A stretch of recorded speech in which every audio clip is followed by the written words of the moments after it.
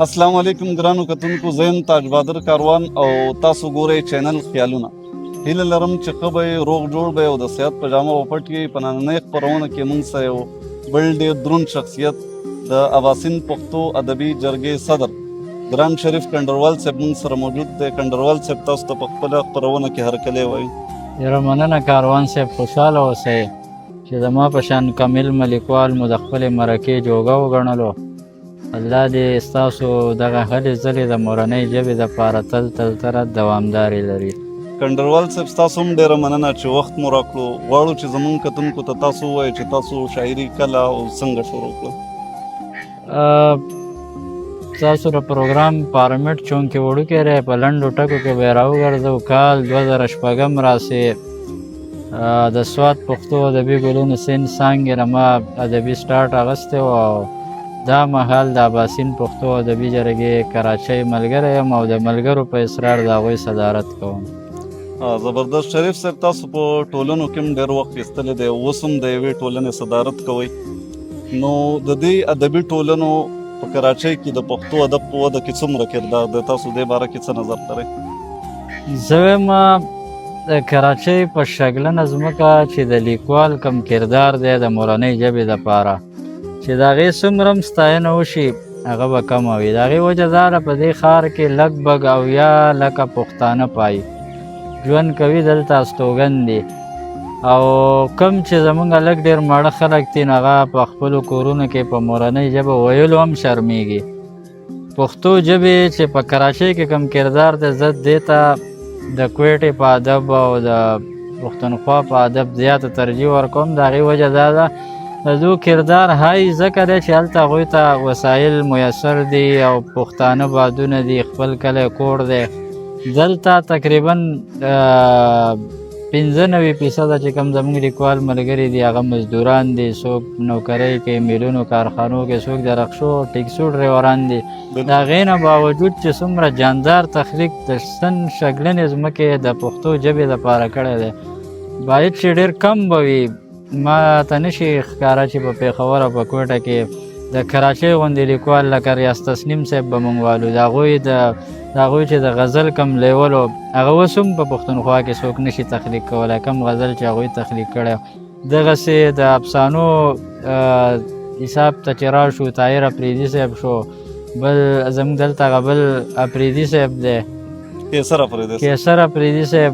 نو د داسې لوړې پایې لیکوال دی د سن په شګلنه خاوره د مورنۍ ژبې دپاره هلې ځلې کوي. دا ډېرې کارآمد هلې ځلې دي. زه د دې نه 100% مطمئن یم د کراچۍ د ادب نه. کنډروال صاحب، دا وخت چې په کراچۍ کې کوم ادبي هلې ځلې روانې دي یا په موجوده وخت کې چې د ټولنو ادبي ټولنو کوم کردار دی په پښتو ادب کې، دې ته تاسو په کومه سترګه ګورئ؟ په دې وخت کې چې کوم د ټولنو کردار دی، زیاتره خو ما تاسو ته په ړومبۍ جواب کې وویل چې پښتانه لیکوال وسایل نه لري، مزدور طبقه ده. په دغه وجه په دې وخت کې هغه مهنګایي د دې وطن حالات هم تاسو ته معلوم دي، دومره چې غریب سړی پریشانه دی او یوه چوټي یې په هغې کې هم زما په خیال د ډېرو لیکوالو چوټیانې نه وي. نو په دغه وجه چې کومې 10-12 ټولنې وي هغه هغسې کار نه کوي کومې چې د نن نه 4-5 کاله مخکې کولې. خو بهرحال بیا هم هغه ادبي تنده پرې ماتېږي. 2-4 جرګې اوس هم فعال دي او د ژبې دپاره کار کوي. کنډروال صاحب، ستاسو په خیال عام ولس یا نوي کل ځوانان چې کوم دی هغه په پښتو شاعرۍ باندې تر کوم حده پورې پوهېږي او تر څه حده پورې پښتو ادب کې یا خپلې ژبې کې توجه ورکوي یا انټرسټ اخلي؟ دې باره کې تاسو څه وایي؟ دا ډېر نازک سوال دی یار. زموږ نوی کل چې کوم دی هغه د سره توجه نه ورکوي.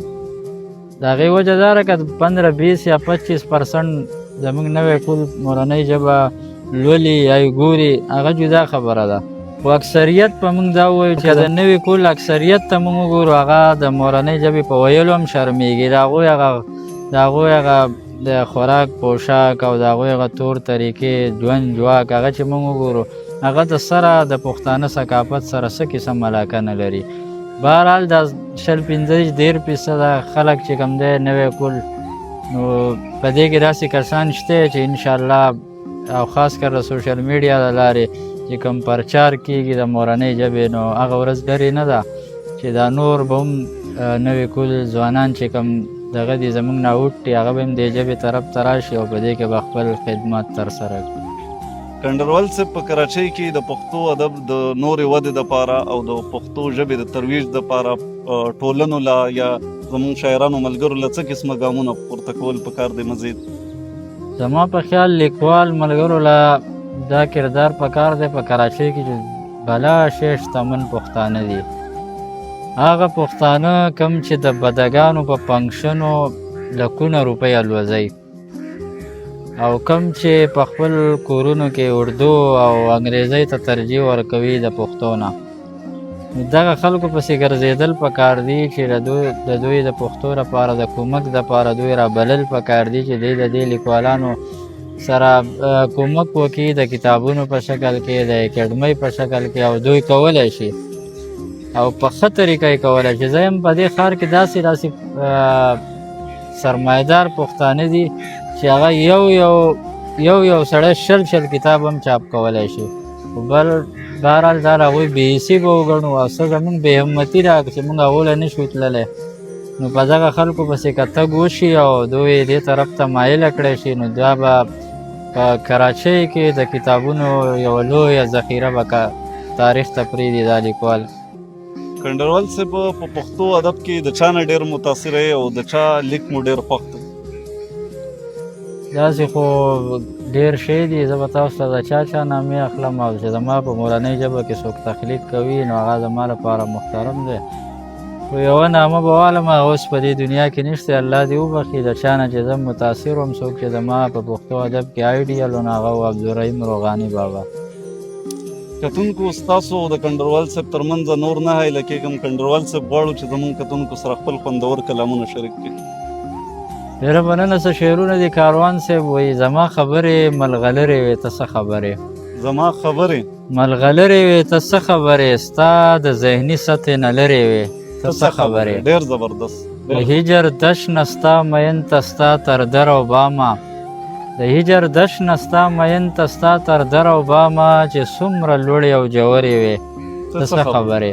ډېر ښه زبردست. او دا چې په وران مالت کې ناز خاورې په سر بادوي، دا چې په وران مالت کې ناز خاورې په سر بادوي د ده د پلار نیکه دوترې وې ته څه خبرې. ډېر ښه زبردست. مننه. دغه جنګ فاتح په زه وم خو زه څه وکړمه، د دغه جنګ فاتح په زه وم خو زه څه وکړمه، زما خلاف زما لښکرې وې. دا بیا ډېر ښه زبردست. مننه. د دغه جنګ فاتح په زه وم خو زه څه وکړمه، زما خلاف زما لښکرې وې ته څه خبرې. او دا چې اوس سرې کمرې ښکاري او شینکۍ نه لري، دا چې اوس سرې کمرې ښکاري او شینکۍ نه لري، دلته ګورګرې وې نخترې وې ته څه خبرې. ډېر ښکلی، ډېر زبردست، ډېر ښه. او یو کلام به راسره بل شریک کړمه کاروان صاحب. ارشاد ارشاد. یو کلام دی وایي دننه مات یم او مرم پنکاره، دننه مات یم، دننه مات یم او مرم پنکاره، سندرې مه وایه د غم پنکاره. ډېر دننه مات یم او مرم پنکاره، سندرې مه وایه د غم پنکاره. او ته زمزمه کړه خط او خال د ګلرخ، ته زمزمه کړه خط او خال د ګلرخ، زه په زړګي لاسونه ږدم پنکاره. ډېر مننه. او ته هنرمند یې ستا په قدر پوه یم، ته هنرمند یې، ته هنرمند یې ستا په قدر پوه یم، زما پښتونه محترم پنکاره. او تا بړندو ته د ژوند رنګ ښودلو، تا بړندو ته د ژوند رنګ ښودلو، زه به کڼو ته غږېدم پنکاره. ډېر ډېر ښه. تا بړندو ته د ژوند رنګ ښودلو، زه به کڼو ته غږېدم پنکاره. په خپلو لاسو د برزخ غېږې ته، په خپلو لاسو د برزخ غېږې ته، د خپلې خوښې ګل سپارم پنکاره. او مکتب وی زړه ته راتېر مې تماشې ته ولاړ، زړه ته راتېر مې، زړه ته راتېر مې تماشې ته ولاړ، زه کنډروال چې ډوبېدم پنکاره. ډېره لا ډېر دننه مات یم او مرم پنکاره، سندرې مه وایه د غم پنکاره. کلام درته بل ووایم. ارشاد ارشاد. وی چې په دوران مالت ښکلا راځي نو ویر به کوي، چې په دوران مالت ښکلا راځي نو ویر به کوي، هغه چې دا وارې تر ما راځي نو ویر به کوي، ویر به کوي. او هغه ته ووایه د ژوند کلی پرېږدي روان دی، هغه ته ووایه د ژوند کلی پرېږدي روان دی، هغه ته ووایه که بیا راځي نو ویر به کوي.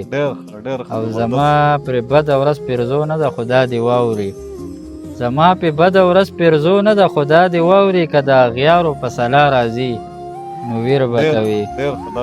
مننه زما پرې بده ورځ پیرزو نه ده خو دا دې واوري، که د اغیارو په سلا راځي نو ویر به کوي.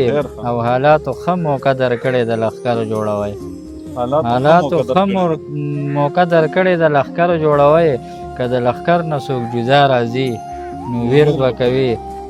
او شعر دی وایي دلته کې خلک د یو بل په پرهرونو مړه دي، دلته کې خلک د یو بل په پرهرونو مړه دي، دلته چې کوم یو مسیحا راځي نو ویر به کوي. او مقصده مننه هسکه غړی به پسې ځم که مخامخ را درومي، هسکه غړی به پسې ځم که مخامخ را درومي، یا کنډرواله که په شا راځي نو ویر به کوي، هغه که دا وارې تر ما راځي نو ویر به کوي. ډېر ښه کنډروال صاحب، ډېر بهترین. ګرانو کتونکو دا و شریف کنډروال صاحب چې تاسو واورېدو. د دغه شان خوندورو مرکو، د دغه شان خوندورو پروګرامونو لپاره زموږ سره اوسئ. د لوی الله په امان.